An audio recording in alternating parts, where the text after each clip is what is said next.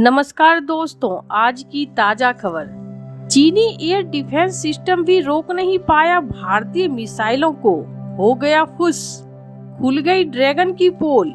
तो वहीं दूसरी तरफ भारतीय ऑपरेशन की ताकत को देख रूस, अमेरिका, चीन, यूएई और यूएन भी पड़ गए सोच में। जहां एक तरफ ये सब कुछ चल रहा है तो वहीं दूसरी तरफ अमेरिका और चीन ने पाकिस्तान को लेकर पीछे किए कदम, कहा एलओसी से दूर रहो। जियोपॉलिटिक्स में बहुत कुछ चल रहा है, जानने को मिलेगा बहुत कुछ। आइए जानते हैं इन खबरों को विस्तार से।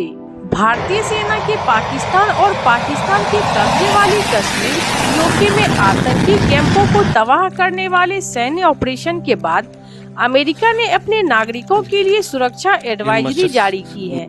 अमेरिका के अलावा चीन ने भी अपने नागरिकों के लिए एडवाइजरी जारी की है। भारत ने बुधवार सुबह तड़के ऑपरेशन के जरिए सीमा पार पाकिस्तान और पीओके में मौजूद 9 आतंकी लॉन्च पैडों पर हमला किया था। ये आतंकी कैंप प्रतिबंधित आतंकी संगठन लश्कर-ए-तैयबा और जैश-ए-मोहम्मद के थे। भारत ने इसे 22 अप्रैल 2025 को आतंकी हमले के जवाब में की गई कार्रवाई बताया है। भारत की सैन्य कार्रवाई के कुछ घंटे बाद ही पाकिस्तान स्थित अमेरिका मिशन ने अपने नागरिकों के लिए अलर्ट जारी किया है। इसमें अमेरिकी नागरिकों को संघर्ष वाले क्षेत्र, खास तौर पर नियंत्रण रेखा एलओसी के पास वाले इलाके से दूर रहने की सलाह दी गई है। सुरक्षा अलर्ट में कहा गया है कि हमें भारत द्वारा पाकिस्तान के सैन्य हमले की रिपोर्ट के बारे में पता है।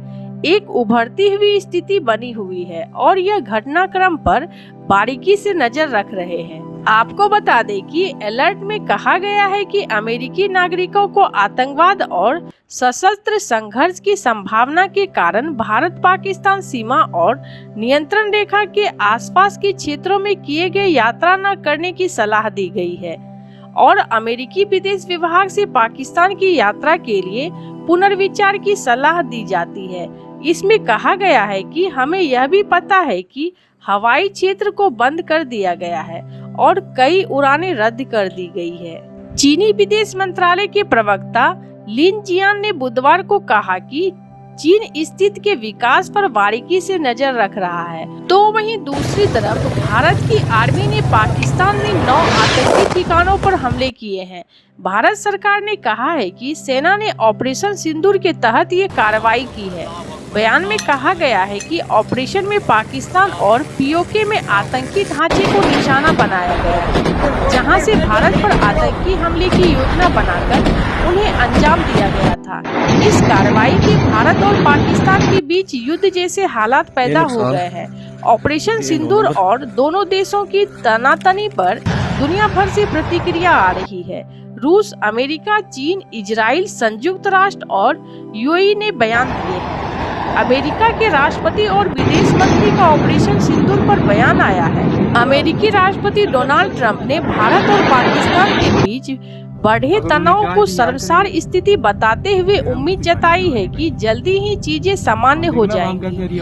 अमेरिकी विदेश मंत्री मार्को रूबियो ने कहा कि वे भारत और पाकिस्तान के बीच स्थिति पर बारीकी से नजर रख रहे हैं। वाशिंगटन शांतिपूर्ण समाधान के लिए दोनों देशों के साथ बातचीत जारी रहेगा। चीन ने भारत के पाकिस्तान पर किए गए मिसाइल हमले पर चिंता जताते हुए दोनों देशों से शांति बयान रखने की अपील की है। चीन के विदेश मंत्रालय के प्रवक्ता ने कहा कि भारत और पाकिस्तान पड़ोसी देश है। हम दोनों से शांति और स्थिरता को प्राथमिकता देने और संयमित रखने की अपील करते हैं। हम ऐसी कार्रवाई से बचने का आह्वान करते हैं जो स्थिति को और भी जटिल बनाए। इजराइल ने इस मुद्दे पर भारत का खुलकर साथ दिया है। उन्होंने आगे कहा कि आतंकवादियों को पता होना चाहिए कि निर्दोषों के खिलाफ उनके जघन्य अपराधों से छिपने की कोई जगह नहीं है, वो बच नहीं पाएंगे। संयुक्त राष्ट्र महासचिव एंटोनियो गुटेरेस ने भारत की सैन्य कार्रवाई पर चिंता जताई है। संयुक्त राष्ट्र के प्रवक्ता ने कहा, हम एलओसी और अंतर्राष्ट्रीय सीमा पर भारतीय सैन्य अभियानों को लेकर चिंतित हैं। हम दोनों देशों से सैन्य संयम बरतने का आह्वान करते हैं।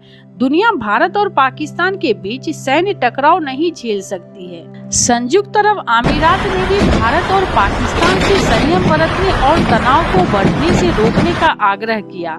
यूएई के विदेश मामले के उप प्रधानमंत्री शेख अब्दुल्ला बिन जायद अल नाहयान ने कहा कि कूटनीति और बातचीत संकटों को शांतिपूर्वक हल करने और शांति का रास्ता निकालने का सबसे प्रभावी तरीका है। रूस के विदेश मंत्रालय के प्रवक्ता मारिया ज़खारोवा ने कहा कि भारत और पाकिस्तान के बीच बढ़ते सैन्य टकराव को लेकर उनका देश चिंतित है। उन्होंने कहा कि मॉस्को दोनों पक्षों से स्थिति को और बिगड़ने से रोकने के लिए संयम बरतने का आह्वान करता है। रूस ने इससे पहले पहलगांव हमले की कड़ी निंदा भी की है। जहां एक तरफ ये सब कुछ चल रहा है तो वहीं दूसरी तरफ भारत ने पहलगांव आतंकी हमले के खिलाफ कड़ी प्रतिक्रिया देते हुए पाकिस्तान के खिलाफ एयर स्ट्राइक किए हैं। भारत ने पाकिस्तान और पीओके में आतंकियों के कम से कम 9 ठिकानों पर मिसाइल दागने की बात कही। पाकिस्तान ने अभी तक कम से कम 26 आतंकियों के मारे जाने और 38 लोगों के घायल होने की बात कबूली है, लेकिन 90 से ज्यादा आतंकियों के मारे जाने की संभावना है। लेकिन भारत के एयर स्ट्राइक ने चीनी एयर डिफेंस सिस्टम की पोल खोलकर रख दी है। ब्रह्मोस के बाद स्कैल्प मिसाइल को भी डिटेक्ट करने में चीनी एयर डिफेंस फेल हो गया है। यानी जिस एयर डिफेंस सिस्टम पर पाकिस्तान उछल रहा था उसने उसे धोखा दे दिया है। भारत की ब्रह्मोस और स्कैल्प मिसाइलों को लेकर पहले से ही एक्सपर्ट कह रहे थे कि चीनी एयर डिफेंस के लिए उन्हें ट्रैक करना काफी मुश्किल है। लिहाजा पीओके में आतंकी ठिकानों पर भारतीय मिसाइलों के गिरने के बाद अब पाकिस्तान के लिए आगे का कदम उठाना मुश्किल हो गया है, क्योंकि चीनी एयर डिफेंस के फेल होने से उनका भरोसा हिल गया होगा। भारतीय मिसाइलों की सटीकता, स्पीड और हमले की तीव्रता ने यह साबित कर दिया है कि चीन के रक्षा कवच में दरारें हैं।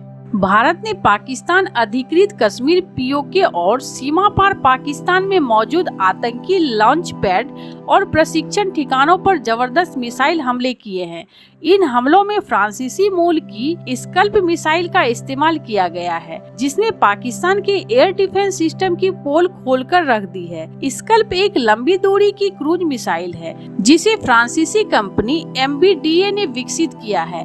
यह राफेल लड़ाकू विमान से लॉन्च की जाती है और इसकी खासियत इसे पाकिस्तान जैसे दुश्मनों के खिलाफ बेहद खतरनाक बनाती है। इस मिसाइल की रेंज 500 किलोमीटर से ज्यादा है और यह एक स्टील्थ मिसाइल है जिसमें रडार को चकमा देने की क्षमता है, जिसकी आज पुष्टि हो गई है। इस मिसाइल को पिन पॉइंट टारगेट पर हमला करने, बंकरों और अंडरग्राउंड बेस को उड़ाने के लिए बनाया गया है। पाकिस्तान ने हाल के वर्षों में चीन और तुर्की की मदद से अपने एयर डिफेंस को मजबूत दिखाने की कोशिश की थी, जो आज भारतीय मिसाइलों के सामने बेअसर साबित हुआ है। स्कल्प मिसाइलें जमीन से बेहद नीचे उड़ती है, जिससे रडार पकड़ नहीं पाते। स्कल्प मिसाइल एक स्टील्थ मिसाइल है। इसके बॉडी पर स्टील्थ कोटिंग है, जिसकी वजह से इस मिसाइल का रडार रिफ्लेक्शन इतना कम है कि ट्रैकिंग मुश्किल हो जाती है। इसके अलावा संभावना है कि हो सकता है कि भारत ने इलेक्ट्रॉनिक डिकॉय का इस्तेमाल किया हो, जिससे पाक डिफेंस सिस्टम भ्रम में आ गया होगा। इसके अलावा भारत ने पाकिस्तान को सरप्राइज किया है, क्योंकि भारत ने आज देश भर में मॉक ड्रिल की घोषणा कर रखी है, जिससे पाकिस्तान को लग रहा था कि कम से कम आज तो हमला नहीं होने वाला है।